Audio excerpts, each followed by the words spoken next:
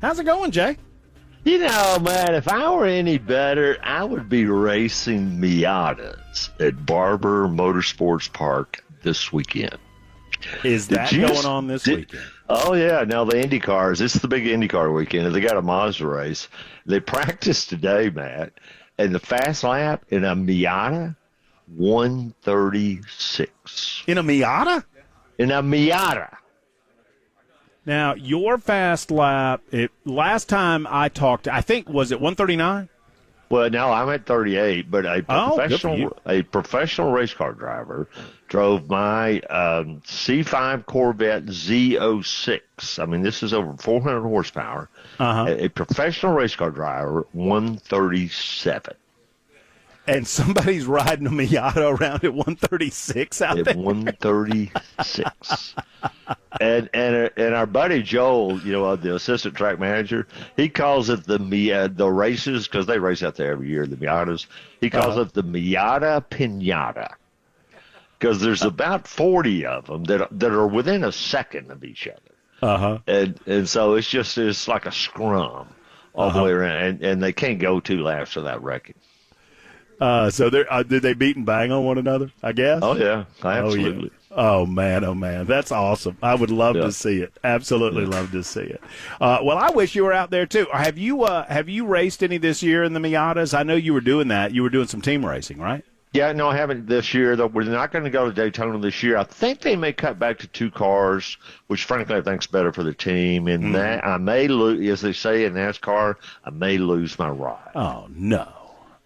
Yeah, no. Well, it doesn't really break my heart. It really wasn't working out like I wanted it to. I mean, it's a big time commitment to travel, and frankly, I'm not fast driving another guy's race car. Well, it's tough. You've told me this, and I declared to you, and just to pull the curtain back, when Jay got his track car and he was going out to Barber's, and I was going out with him, I was riding my motorcycle out there, and I would see him run around the track, and Jay took me around the track and said, "Matt, you can get behind the wheel," and I said, "No, sir. I'm not doing that because I'm not wrecking your car." That's right. And I wrecked what's his name's car, and he cried like a baby, like he'd lost his firstborn, Jerry. Jerry. Cried like he'd lost his firstborn child, and I think that's kind of traumatized me a little bit. Jerry, that thing was that. Wow. Piece of junk. That was what it was. You said it. Piece of junk. And Jerry, I hope you're listening. It's a piece of junk. I will never forget the first time I met Jerry, and I know, 90% of the audience won't care about this, but the 10% that will, I hope you enjoy this story. But, Jay, I met Jerry, and he was just talk your ear off. I mean, he talked me down. And he's showing off his car. He's so proud of that, as you described it, hunk of junk. And he's showing me the engine. And I know enough about engine. My grandpa's a mechanic. And I looked and I was like, "Jerry, what's this bolt doing out?" And he's like, "Oh, no." He had bolts falling out of it. And he was supposed to go on the track in like 20 minutes. Oh, no. First time I went out there with him, we went out one time with a loose wheel, and the wheel came off. And then the next time we went out, and the hood pins weren't in. The hood flew up. Piece of junk.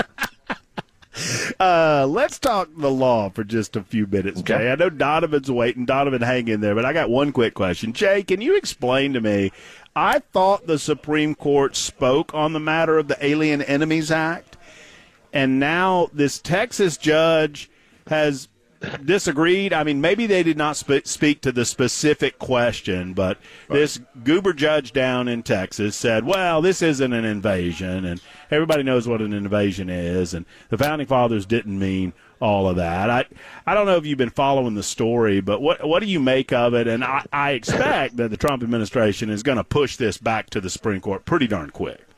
Yeah, here's what I believe. I don't have all this committed to memory, Matt, but this is going to be close enough.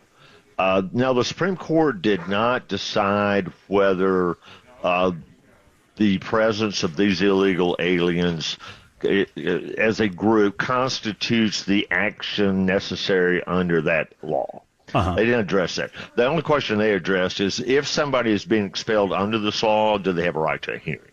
Right. That's all they decided. They didn't decide, does the law apply at all? Right. And so this judge is saying, no, this only applies, they're claiming it only applies if it's a war. I got to be honest with you, man. What this judge may be doing, we'll wait and see. I don't know. But this could be a very good development for Trump. Because he's going to address the big issue of, well, are we at war, in effect, with these people? And he may say yes. Under this law, yes. And then that decides it for all of them. There isn't a person-by-person decision. Keep in mind, this judge was appointed by President Trump. So he's giving them the ability to act as for lack of a better word, as a class, right? That's right. No, I think he certified a class. And he said, no, I think we need to decide this issue, and we're going to decide it for everybody. So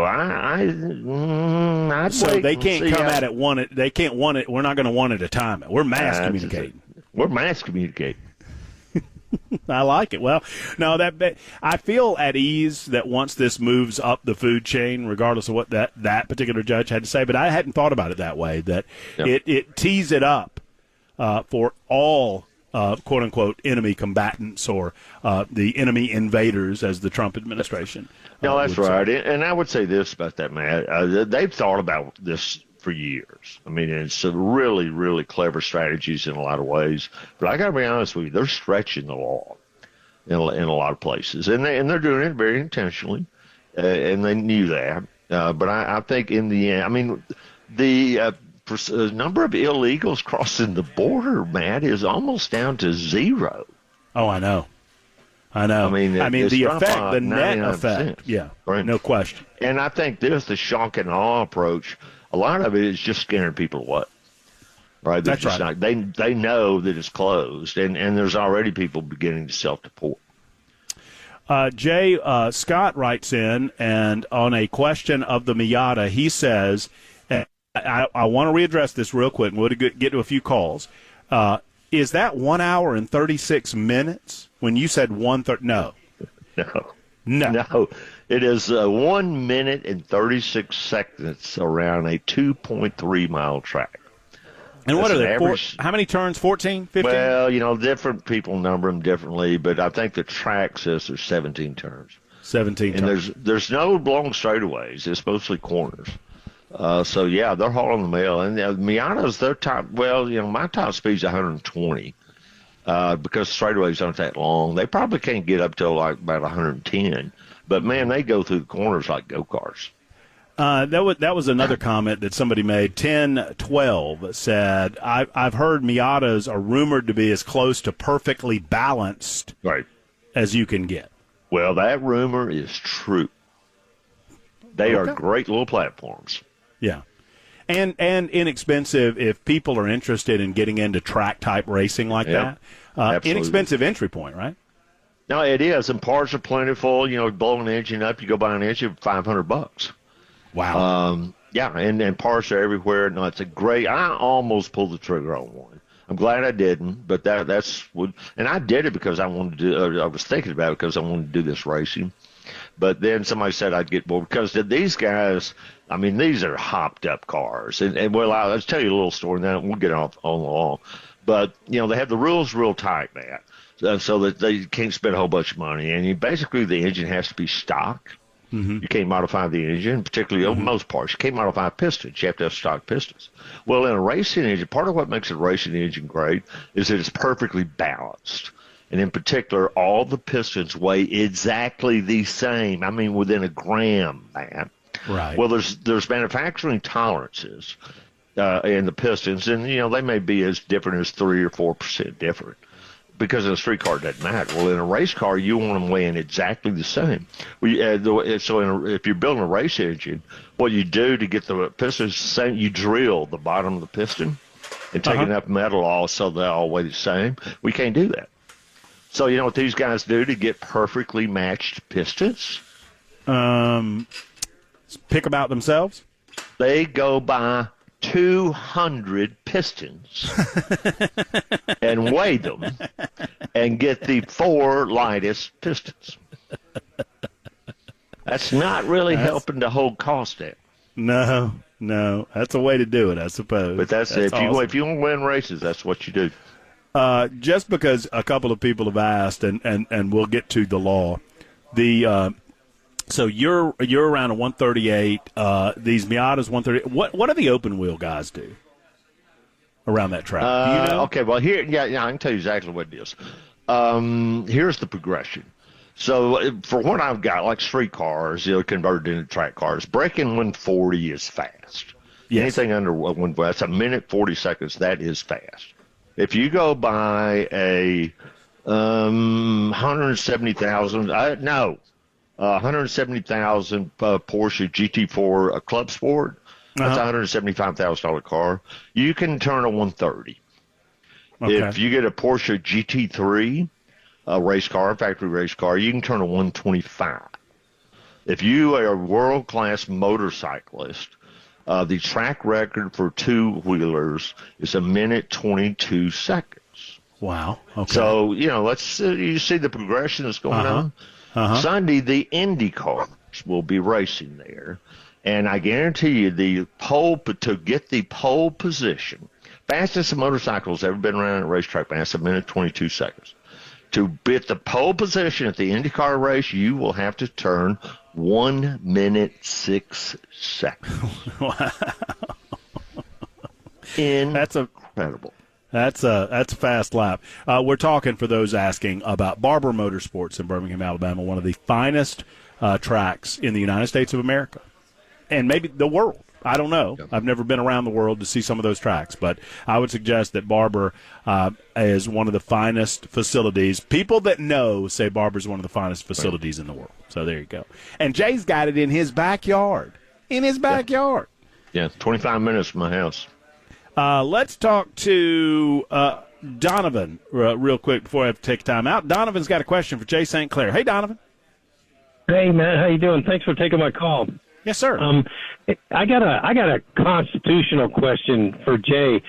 I keep hearing all these news reporters and everything saying, well, their constitutional rights were violated. What kind of constitution covers illegal immigration? I know it covers immigrants, but what does it cover for illegal immigrants? That's a good question. Great question, Donovan. Yeah, yes, great question. And the answer is in the 14th Amendment to the Constitution.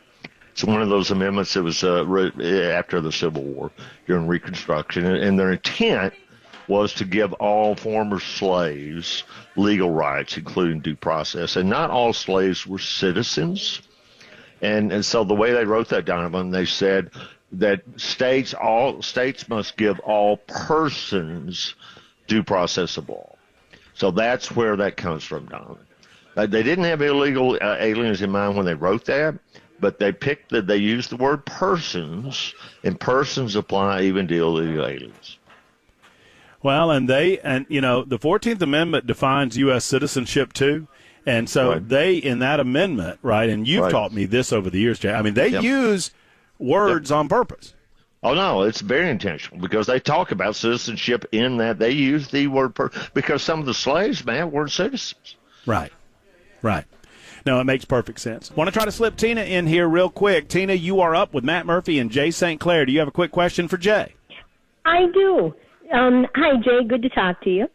I have a question about money or cash. My money says this note is legal tender for all debts, public and private. So how do stores get away with saying they don't accept cash?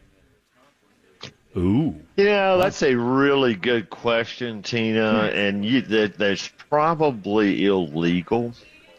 Okay. But they just count on nobody taking them to court about it. The funniest examples you see of this is where people owe some, maybe to an ex or someone that they dislike. And so they'll pay off a $1,000 debt in pennies. Right. And well, that's legal tender. And so I think the answer to your question, Tina, is the way they get away with it is nobody takes them to court. Okay, because I was wondering because I see it on my dollar bill, and yet I've tried in places to pay with cash for things, not with pennies, but with regular money. Right. And they said no, only credit cards, and I think that is totally wrong. Well, it is totally wrong, but the world's not perfect. It's a weird world. It's a good. I know, example. but we need to challenge them. No, I agree. I'd take him to court, Tina. I'd sue them, Tina. To take them to John Sessions Court. I say it only takes two things to file a lawsuit, $400 and a crayon. Actually, you can get in General Sessions Court for $137.50. Huh. That's all it'll cost you. $137.50. Tina, and by the way, if you ever are looking for a place that will accept your cash, Matt Murphy. No, I understand, but I like to pay with cash, and I don't like them telling me you can't pay with anything but a credit card. I would love it. I've left my stuff on the counter before because of that. Well, Tina, I hit me up because I would love to take up your calls. I would love to challenge you. This is my kind of thing. I appreciate the call, Tina. Thank you very much for it. Hit me up, Matt@murphyshow.com, and we'll take him to court. And I've got a good lawyer. We'll win too. Jay, time has run out. I love it. You know how much I do. Thank you for everything. I love it, and I hope to see you soon.